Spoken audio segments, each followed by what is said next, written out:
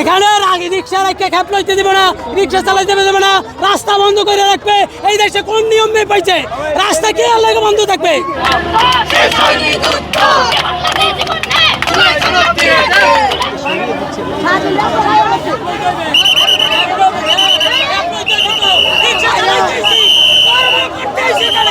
কর্ম করতে আইসি না, এখানে কর্ম করতে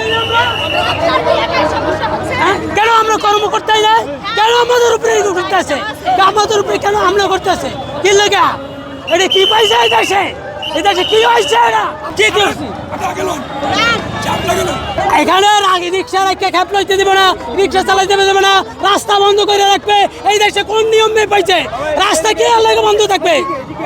রাস্তা এই দেশে বন্ধ রাখবে কি লাগিয়া? এই দেশে কি রাস্তা বন্ধ করারই? এটা খারাপ। এইটা কোনোদিন বাংলাদেশের সম্ভব না রাস্তা বন্ধ করে আন্দোলন করা। এরা খারাপ ব্যবহার করে, তারা ছাত্রের মধ্যে না, সাধারণ ছাত্রের ক্ষতি করার জন্য তারা এটি করে। আমি বাড়ি ঘরে বাইরে আছি, তারপর কেন সরাই দিতে আছে? কি লাগছে তাদের? কেমন কমু তারা কেমন দেখতে আছে?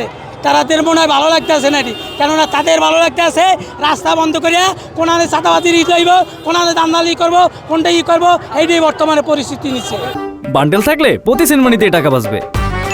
বিকাশ সেনমানি বান্ডেল কিনে জিতুন প্রতি লেনদেনে। এই দেশে এরা মগের মূল্যকেই মনে করতে আছে। এখন মনে করতে আছে এই দেশটা এখন মগের মূল্য হয়ে গেছে। 1971 সালের স্বাধীনতাকে বাতিল করতে আছে এই দেশের মানুষ। এই দেশে যারা পাকিস্তান, এই দেশ আর হবে না। এই দেশ বাংলাদেশের স্বাধীনতা বাংলাদেশেই থাকবে। ব্যাপারটা এটা আসলে হিতে বিপরীত হয়ে গেছে, কারণ এখানে ভেবেছিল যে অনেক মানুষ আসবে। বৃহস্পতিবার শুরু করেছে, কারণ ওটা ভেবেছে যে শুক্রবার দিন ছুটির দিন, হ্যাঁ, জুমার নামাজ পড়ে এখানে হাজার লক্ষ মানুষ চলে আসবে। হ্যাঁ, তখন দেখাবে যে না, এনসিপি বলেন, জুলাই যুদ্ধ বলেন, অনেক সমর্থন। কিন্তু এখানে দেখা গেল যে তেমন কেউ আসে নাই। এমন কি হতেছে, কোনো উপদেষ্টা পর্যন্ত এখানে আসেনি। তো যেহেতু কেউ আসেনি, তো এটা কী বোঝা যায় যে এটা মানে একটা ব্যাকফায়ার হয়ে গেছে আর কি। যেখানে যদি বেশি মানুষ আসতো তখন সরকারের উপদেষ্টা কেউ এখানে আসতো। যেহেতু এখানে কেউ আসতেছে না, তো এই জন্য আর কেউ আসতেছে না।